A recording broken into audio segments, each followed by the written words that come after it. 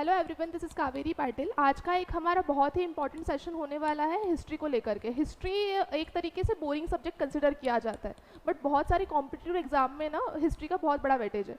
तो इसको कैसे डील किया जाए और कैसी हमारी अप्रोच रहनी चाहिए हिस्ट्री को लेकर के, उसके ऊपर ये बेसिकली लेक्चर होने वाला है। तो यहाँ पर कुछ टिप्स मैं आपको बताऊंगी, और अगर चाहे आप कोई भी कॉम्पिटिटिव एग्जाम की तैयारी कर रहे हैं ना, तो ये वाले टिप्स आप फॉलो कर लीजिए स्टेप बाय स्टेप, आपको हिस्ट्री ईजी लगने लगेगा। ठीक है। सो पहला जो टॉपिक हम यहाँ पर देखेंगे वो रहेगा सिलेबस। ओके। ये बहुत सारे लोगों ने आपको ये वाली बात बताई होगी कि सिलेबस आपको पहले प्रिपेयर करना है, बट स्टिल बहुत सारे लोग ऐसे हैं कि पहले बुक्स खरीद लाते हैं बट सिलेबस बाद में डाउनलोड करते हैं। ठीक है, आपको ये नहीं करना है। सिलेबस एक बहुत ही इंपॉर्टेंट कंपोनेंट होता है किसी भी कॉम्पिटिटिव एग्जामिनेशन का। इससे आपको बहुत सारी चीज़ें जानने को मिलती है। फॉर एग्जाम्पल, मैं एक यूपीएससी का एग्जाम्पल आपको दूंगी। यूपीएससी के एग्जामिनेशन में ancient history and medieval history is the part of main exam, is a part of prelims examination, और मेंस में बस मॉडर्न हिस्ट्री आता है। ठीक है, बट फिर भी बच्चे 4 से 5 महीने एंशिएंट और मिडिएवल को प्रिपेयर करने में लगा देते हैं। ठीक है, और वो भी किस टाइम पीरियड पर, जब उनको मेंस की प्रिपरेशन करनी चाहिए। अगर प्रीलिम्स आपका हो गया है और मेंस के बीच में, प्रीलिम्स और मेंस के बीच में 3 महीने का टाइम है, तो आप वहाँ पर एंशिएंट और मॉडर्न लेकर नहीं बैठोगे, आपको मेंस के सब्जेक्ट प्रिपेयर करने पड़ेंगे। तो ये सब चीज़ें आपको कब पता चलेगी? जब आपको सिलेबस पता होगा। ठीक है, कि ठीक है आज आप बुक लेकर आ गए, आपने एंशिएंट पढ़ना स्टार्ट कर दिया, मिडिवल पढ़ना स्टार्ट कर दिया, मॉडर्न पढ़ना स्टार्ट कर दिया, बस पढ़े जा रहे हो, बट आपको नहीं पता कि कहाँ पर मेंस के क्वेश्चन आएंगे, कहाँ पर वन वर्ड वाले क्वेश्चन आएंगे। तो आपको वैसे प्रिपेयर करने के लिए सिलेबस पहले पता होना ज़रूरी है। ठीक है, पहले आप सिलेबस डाउनलोड करें, सिलेबस आप लाइए, उसको पूरा रटिए, और फिर जो है आप आगे बढ़िए। ठीक है, सिलेबस पहली चीज़ हो गई। सेकंड रहता है break the syllabus into part, और ये अगर आपने कर लिया, आपने 50% of your problem regarding history वो सॉल्व कर ली। ठीक है, जो आपको समझने में दिक्कत आती है हिस्ट्री में, क्या पढ़ना है, कैसे पढ़ना है, कैसी चीज़ें याद रखनी है। ठीक है, करना क्या है बेसिकली, तो यहाँ पर आपको जैसे हमने बात की एंशिएंट हिस्ट्री की। ठीक है, मैं हिस्ट्री से ही लिंक करके बताऊंगी चीज़ें। एंशिएंट हिस्ट्री की, मिडिएवल हिस्ट्री की और मॉडर्न हिस्ट्री की। ठीक है, सिलेबस में लिखा हुआ है ancient and medieval is the part of prelims, पहले ही मैंने यहाँ पर लिख दिया कि ये प्रीलिम्स का पार्ट है। ठीक है, modern history is the part of mains. UPSC का ही एग्जांपल देते हुए हम एक चीज़ देखते हैं कि जो मॉडर्न हिस्ट्री है उसमें लिखा हुआ है कि ये आएगा from the mid of 18th century. ठीक है, मतलब 1750s से। तो इसमें ना आपने आधी प्रॉब्लम सॉल्व कर ली कि ठीक है अब मुझे ना एंशिएंट मिडिएवल प्री के हिसाब से नहीं पढ़ना है, और मेंस में भी जो मैं मॉडर्न पढ़ूंगा वो मुझे 1750s के बाद से पढ़ना है। ठीक है, अगर मैं 1750s के पहले का पढ़ रहा हूँ तो मैं अपनी एनर्जी वेस्ट कर रहा हूँ। ठीक है, ये चीज़ आपको क्लियर होगी। फिर आपको डायमेंशन निकालना है ना। क्या डायमेंशन निकालना है? चाहे आप एंशिएंट की बात करो, मिडिएवल की बात करो, या फिर मॉडर्न की बात करो, इसके कुछ पर्टिकुलर डायमेंशन होता है, इसके अलावा उसका कोई नया डायमेंशन नहीं निकलेगा। जैसे क्या होगा, एक तो आपसे पॉलिटी पूछेंगे, किसकी पॉलिटी, अलग से नहीं, हिस्ट्री की पॉलिटी, कि इंडस वैली सिविलाइजेशन का पॉलिटिकल सिस्टम क्या था, पॉलिटी पूछेंगे, या तो आपसे इकोनॉमी पूछेंगे, सोसाइटी, कल्चर, रिलीजन। ठीक है, यही डायमेंशन होता है किसी भी टॉपिक के, चाहे मैं इंडस वैली सिविलाइजेशन की बात करूं, चाहे वैदिक पीरियड की बात करूं, चाहे मैं मराठास की बात करूं, चाहे मैं मॉडर्न पीरियड की बात करूं। इसके अलावा कुछ अलग से हम नहीं पढ़ेंगे। और एक और चीज़ याद कर लेते हैं, मेन इवेंट्स। और मेन इवेंट्स में क्या क्या आ जाएगा, तो जो भी बैटल्स वगैरह होते हैं, जो भी बेसिकली कुछ नया इन्होंने स्टार्ट किया, तो वो जो चीज़ें हैं वो सब मेन इवेंट्स में आ जाएंगी। ठीक है, तो main events, political system, economical system, societal system, cultural और रिलीजियस सिस्टम। इसके अलावा कोई भी नया टॉपिक यहाँ पर ऐड नहीं होगा। आपने अगर ये कर लिया तो आपने 50% आपकी प्रॉब्लम सॉल्व कर ली। ठीक है, और जनरली ना हिस्ट्री को आपको कैसे पढ़ना है, ठीक है, ब्रेक कर लिया हमने। हमको पता है कि इतने इतने टॉपिक ही आएंगे। हमने क्या किया, थोड़ा सा इकोनॉमिकल सिस्टम पढ़ा, जैसे इंडस वैली सिविलाइजेशन का ही पढ़ लिया। आपको इंटरेस्ट दिखाना है, आपको यहाँ पर ऐसा नहीं करना है कि चलो इकोनॉमिकल सिस्टम रट रहे हो आप बैठ के, आप उसको इंटरेस्टिंग तरीके से पढ़ो। हिस्ट्री रटने का सब्जेक्ट नहीं है, हिस्ट्री समझने का सब्जेक्ट है, आप उसको समझो। और हिस्ट्री आपको कॉम्पिटिटिव एग्जाम में देने का ही ये रीज़न है कि जो हिस्ट्री में गलतियाँ हुई हैं उसको रिपीट नहीं किया जाए, तो आप एटलीस्ट हिस्ट्री उस टाइम पीरियड पे पढ़ लो।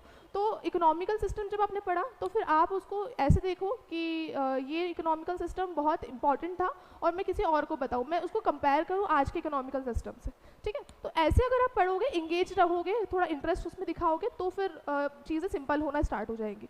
तो ये एक चीज़ आप कर लो कि हर एक टॉपिक का बस आपको इतना ही टॉपिक पढ़ना है, इसको आप भले नोट डाउन कर लो कि political, economical, societal, cultural, religious system के अलावा कोई अलग टॉपिक या फिर अलग डायमेंशन इसका नहीं बनेगा।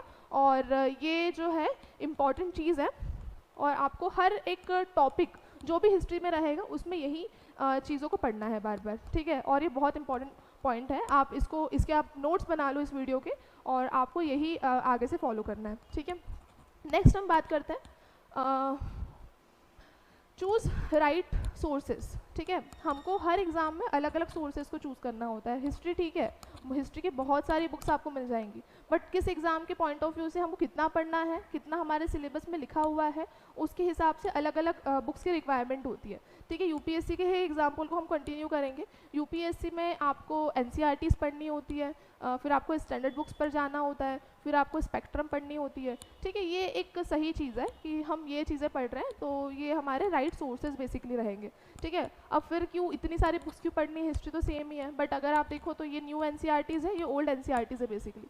तो न्यू एनसीईआरटीज़ जो है इसके अंदर आपको देखने को मिलता है कि थोड़ा कल्चरल पॉइंट ऑफ व्यू से चीज़ें ज़्यादा अच्छी डाली गई है, बट ये जो ओल्ड एनसीईआरटीज़ है इसमें बस हिस्ट्री लिखी गई है। तो हमको दोनों चीज़ें इंपॉर्टेंट है, हमको उसका कल्चरल एस्पेक्ट भी देखना है और हमको उसका जो हिस्टोरिकल एस्पेक्ट है वो तो देखना ही है, ठीक है। सो राइट सोर्सेज को चूज़ करना, जैसे अगर आप कांस्टेबल की तैयारी करें तो लूसेंट आपके लिए सफिशिएंट है, पर वहाँ पर आप स्पेक्ट्रम लेकर नहीं बैठोगे, ठीक है। सो बेसिकली सोर्सेज आपके सही होना चाहिए। आप टॉपर के वीडियोस आप देखिए, उन्होंने जो सोर्सेज रिकमेंड किए हैं आप उन सोर्सेज को पढ़िए, बट ऐसा नहीं कि आप हर टॉपर के सोर्सेज की बुक आप लेकर आ रहे हो, ठीक है। एक सिंगल बुक जनरली ये रिकमेंड किया जाता है कि आप एनसीईआरटीज़ पढ़ें, आप स्टैंडर्ड बुक्स पढ़ें, इसके अलावा बहुत सारे सोर्सेज पढ़ने से कोई मतलब नहीं है, ठीक है। हिस्ट्री सेम ही रहने वाली है, ज़्यादा जितना कम पढ़ेंगे, एक ही चीज़ को बार बार पढ़ेंगे तो आपकी कन्फ्यूज़न एक्चुअली कम हो जाएगी, ठीक है। सो राइट सोर्सेज को चूज़ करना ये एक इम्पॉर्टेंट पॉइंट आपको देखने को मिलेगा इसमें। फिर नेक्स्ट है प्रीवियस क्वेश्चन, ठीक है। सो देखो syllabus, previous question and revision, ये तीन जो चीज़ें हैं, ये तीन पिलर्स हैं किसी भी कॉम्पिटिटिव एग्जामिनेशन के, ठीक है। तो प्रीवियस क्वेश्चन का एक बहुत बड़ा रोल आता है, पता चलता है कि पूछने क्या वाले हैं, है ना। हमने प्रिपेयर पूरा कर लिया बट हमारे क्वेश्चन ही सॉल्व नहीं हो रहे हैं, तो पूछने क्या वाले हैं इसके लिए हमको प्रीवियस क्वेश्चन देखने पड़ेंगे, ठीक है। तो यहाँ पर कुछ क्वेश्चंस यूपीएससी का ही एग्जांपल कंटिन्यू करते हुए हमने देखे हैं, जैसे who among the following was associated as secretary with Hindu female school which later came to be known as Bethune female school.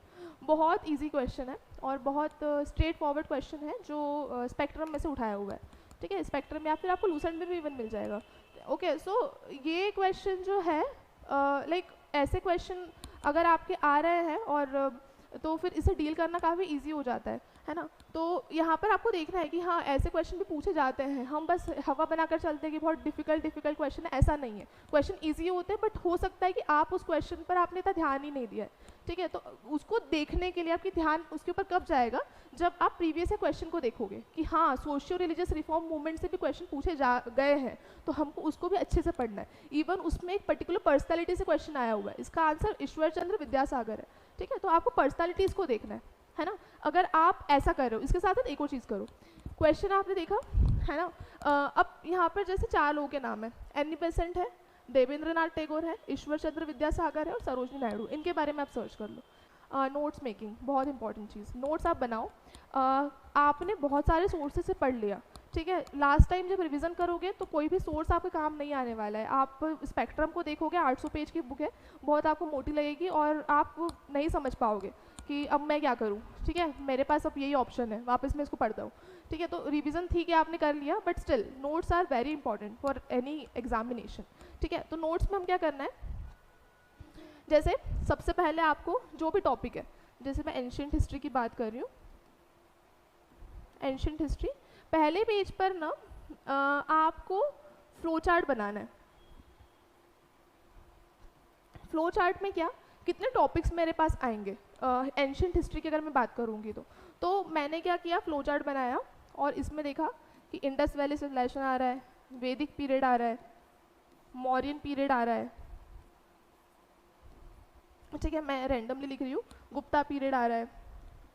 तो मैंने ये फ्लो चार्ट में ऐसा बना दिया है ना। आईवीसी में मुझे क्या करना है, तो फिर वही पॉलिटिकल, इकोनॉमिकल, सोशल सिस्टम वगैरह पढ़ना है। वैदिक पीरियड के इतने पार्ट है, तो मेरे पास अर्ली वैदिक पीरियड है, मेरे पास लेटर वैदिक पीरियड है, ठीक है। मॉडर्न पीरियड में हमको क्या पढ़ना है, तो इसमें कुछ रूलर्स के नाम आपने लिख लिए, उस रूलर का क्या कॉन्ट्रीब्यूशन था ये लिख लिया। जैसे मॉडर्न पीरियड की बात करें तो चंद्रगुप्त मौर्य थे, चंद्रगुप्त मौर्य जैनिज्म को फॉलो करते थे।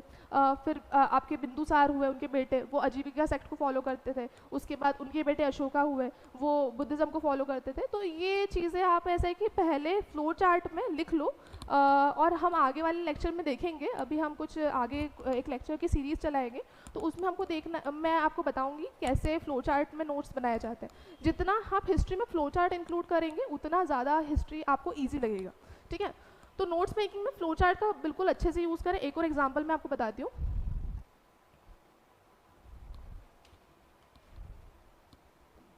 जैसे हम यहाँ पर पढ़ रहे हैं इकोनॉमिकल सिस्टम, ठीक है। मैंने आपको बताया कि economic, polity, societal, religious, culture के अलावा कुछ नहीं आएगा। इकोनॉमिकल सिस्टम, इसमें भी डायमेंशन बना लो।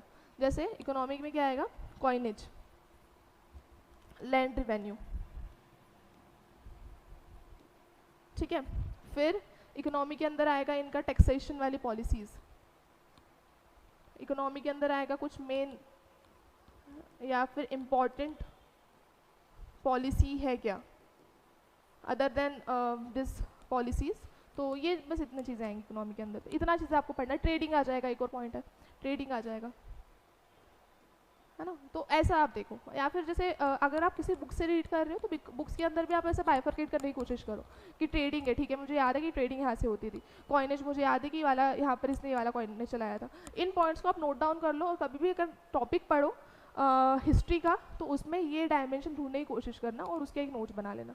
तो नोट्स मेकिंग में आपको ये चीज़ें होती है कि आप फ्लो चार्ट बनाओ। पॉलिटिकल में सिस्टम में क्या फ्लो चार्ट बनाओगे, तो पॉलिटिकल सिस्टम में क्या सिस्टम था, तो मोनार्कियल था कि डेमोक्रेसी था। पॉलिटिकल सिस्टम के अंदर इनकी क्या पॉलिसी थी, रिलीजियसली टॉलरेंट थे कि नहीं थे। तो ऐसे अलग अलग पॉइंट्स हमारे देखने को मिलेंगे। तो ऐसा आपको फ्लो चार्ट के बेसिस पे जितना ज़्यादा हो सके उतना ज़्यादा नोट्स मेकिंग करनी है। फ्लो चार्ट आपको बेसिकली बनाना है, ठीक है। ये एक पॉइंट हो गया। और नेक्स्ट है मैप्स। ये काफ़ी इंपॉर्टेंट होता है मैप्स को पढ़ना। मैप्स को पढ़कर आपको एक तरीके से उसकी जोग्राफिकल कंडीशन पता हो रही है कि किस पर्टिकुलर रीजन में वो है। मतलब जनरली आपको क्या करना है, जैसे ये तो इंडस वैली सिविलाइजेशन का मैप है, आपको मैप बनाना है।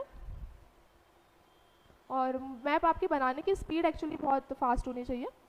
आपको मैप बनाना है और यहाँ पर मतलब आपको ही पता चलता है कि कौन से एरिया में पैन इंडिया पावर थी, कौन से एरिया में पैन इंडिया पावर नहीं थी, किस रीजन में कौन सी चीज़ें हुई। इवन अगर आपको क्वेश्चन अब देखो सीधे सीधे नहीं आता है, ठीक है, आपसे पूछेंगे कांचीपुरम के शोर टेम्पल्स को किसने बनाया, ठीक है। तो आपको फिर अगर आप उधर से मैपिंग अगर आपने की होगी तो आपको पता चलेगा कि पल्लवा डायनेस्टी उस रीजन में रहती थी।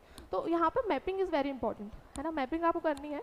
तो देखो जो चीज़ें हम बात कर रहे हैं वो चीज़ें हम ऐसे रटने की पॉइंट ऑफ व्यू से बात नहीं कर रहे हैं। जैसे नोट्स मेकिंग हो गया, नोट्स मेकिंग फ्लो चार्ट हो गया, प्रीवियस से क्वेश्चन पेपर्स हो गए, मैप्स वगैरह हो गए। ये आपको एक तरीके से चीज़ों को समझने में हेल्प करेगा, हिस्ट्री को रटने में हेल्प नहीं करेगा, और इससे आप इंगेज रहोगे। तो हिस्ट्री को इंगेजिंग बनाने के लिए आप मैप्स को पढ़ो।